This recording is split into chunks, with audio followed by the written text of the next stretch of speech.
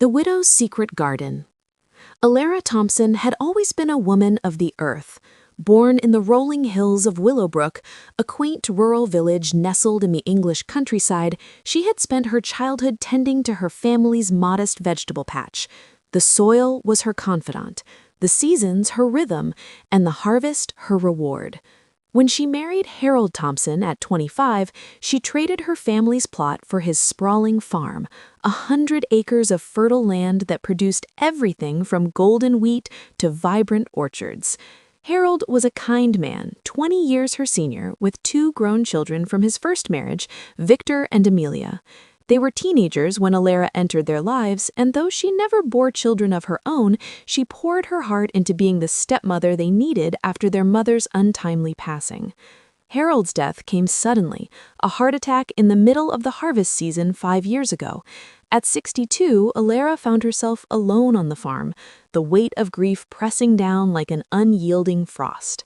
Victor and Amelia, now in their 30s, had long since fled to the bustling lights of London. Victor worked in finance, always chasing the next big deal, while Amelia pursued a career in fashion, her life a whirlwind of parties and designer labels. They visited sporadically, usually when funds were low or nostalgia tugged at their sleeves. Elara, in her quiet devotion, saw it as her duty to keep the family tied together. Harold's will had left the farm to her, but with a clause encouraging support for his children. She took that to heart, dipping into the farm's profits and her savings to fund their urban dreams. Month after month, the checks flowed. £5,000 here for Victor's investment opportunity, £3,000 there for Amelia's wardrobe essentials.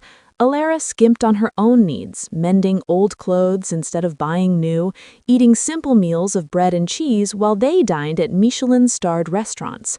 The farm, once a thriving operation, began to show signs of neglect. The barn roof leaked, the tractor sputtered, and the fields yielded less each year. But Elara soldiered on, her hands calloused from dawn to dusk labor, her heart buoyed by the occasional thank you call or holiday card. The turning point came on what would have been Harold's 70th birthday. Victor and Amelia organized a grand memorial event in London, a lavish affair at a historic hall, complete with catered gourmet food, live music, and speeches from old friends. Elara had heard about it through a mutual acquaintance, not directly from them. She assumed an invitation was forthcoming. After all, she was Harold's widow, the keeper of his legacy on the land he loved. Days turned to weeks and no envelope arrived. Finally, she picked up the phone, her voice tentative as she dialed Victor. "Victor, dear, I've been thinking about your father's memorial. When is it exactly? I'd love to come and share some stories." There was a pause on the line, the kind that stretched like taffy. "Oh, Elara, it's this weekend, but, well, we kept it small, family only, blood family." The words landed like a spade to the gut. "Blood family? Victor, I've been your stepmother for over 30 years. I loved your father more than anything. The farm, it's all that's left of him." Amelia chimed in on speakerphone, her voice clipped and impatient. "Elara, please don't make this difficult. We're honoring Dad with his real kin. You're not blood. Besides, the event is in the city. You'd be out of place here." Elara hung up the phone, her hands trembling. She wandered out to the garden behind the farmhouse, a secret plot Harold had helped her cultivate years ago. It was overgrown now, wild roses tangling with herbs and forgotten vegetables. She sank to her knees in the dirt, tears mixing with the soil. For years, she had been their invisible benefactor, a wellspring of money and support. But when it came to honoring the man who bound them all, she was an outsider, not special, not family. That night, as the moon cast silver light over the fields, Elara made a decision. No more checks, no more sacrificing her life for theirs. The farm was hers, Harold's gift to her, and she would reclaim it, not just as a working plot, but as something transformative, an eco-retreat, a sanctuary where the weary could reconnect with nature. She had dreamed of it in whispers, but now it would be her reality. The next morning, Elara began her work. She contacted local artisans for help repairing the barn, turning it into a communal space with solar panels and rainwater harvesting. She planted new beds of organic produce, envisioning farm-to-table meals for guests. She reached out to yoga instructors and herbalists, sketching plans for workshops on sustainable living. The transformation was slow but invigorating. For the first time in years, Elara felt alive, her days filled with purpose beyond remittances. Word spread in Willowbrook. Neighbors stopped by with seedlings and tools, sharing stories of their own family woes. Mrs. Hargrove, a widow herself, brought cuttings from her prize-winning lavender. "You've got spirit, Elara. Don't let those city folk dim it." Meanwhile, in London, Victor and Amelia noticed the silence. The monthly transfers stopped. Calls went unanswered. Panic set in as bills piled up. Victor's luxury flat rent, Amelia's credit card debts from Fashion Week splurges. They assumed it was a glitch, perhaps Elara's forgetfulness. But when Victor drove to Willowbrook unannounced, he found the farm buzzing with activity.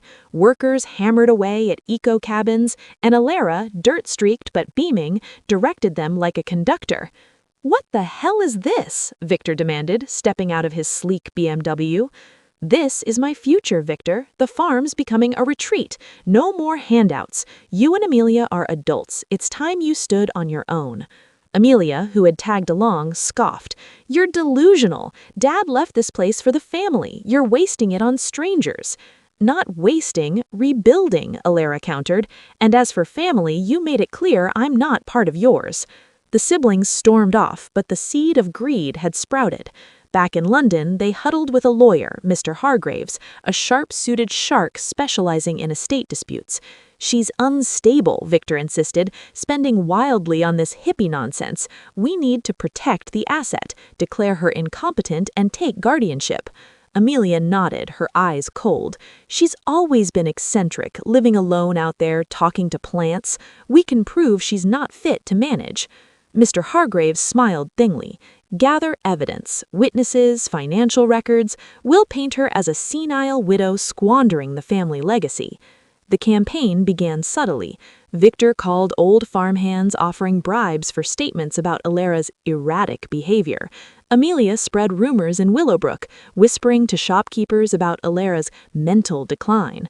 They even hired a private investigator to tail her, snapping photos of her meditating in the garden or hosting informal gatherings, framed as cult-like activities. Elara sensed the shift. Strange cars lingered on the road. Anonymous letters arrived questioning her sanity.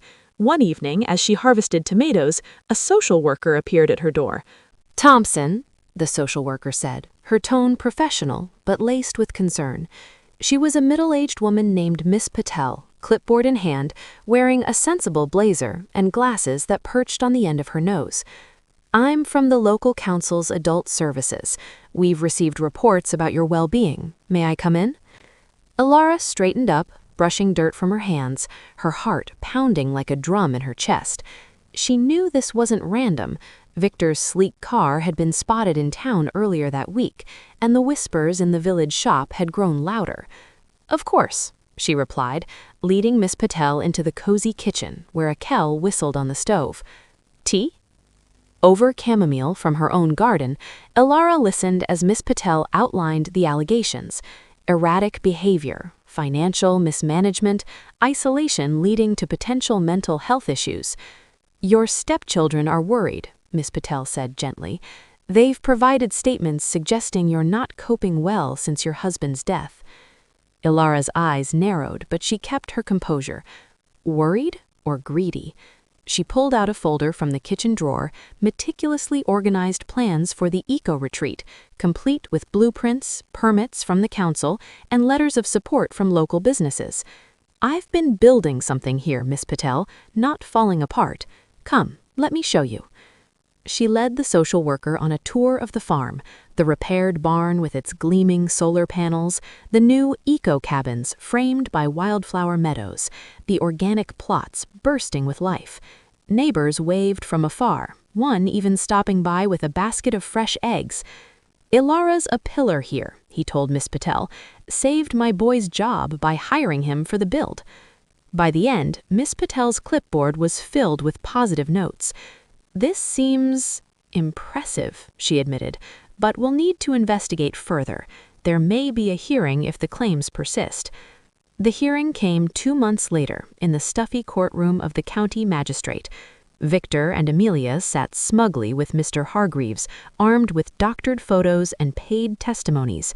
"She's delusional," Victor testified, his voice dripping with feigned concern. "Turning our family farm into a commune. It's a sign of instability." Amelia dabbed at her eyes with a tissue. "We just want what's best for her and for Dad's legacy." Elara, dressed in a simple floral blouse and trousers, took the stand with quiet dignity. Her lawyer, a sharp young woman from Willowbrook named Clara, who had volunteered her services after hearing the rumors, presented evidence of the farm's renewed profitability: bookings for the retreat's opening weekend, partnerships with local schools for environmental education. Witnesses flooded in: Mrs. Hargrove with her lavender tales, the farmhands praising Elara's leadership, even the village doctor attesting to her sound mind. But the turning point was the secret garden.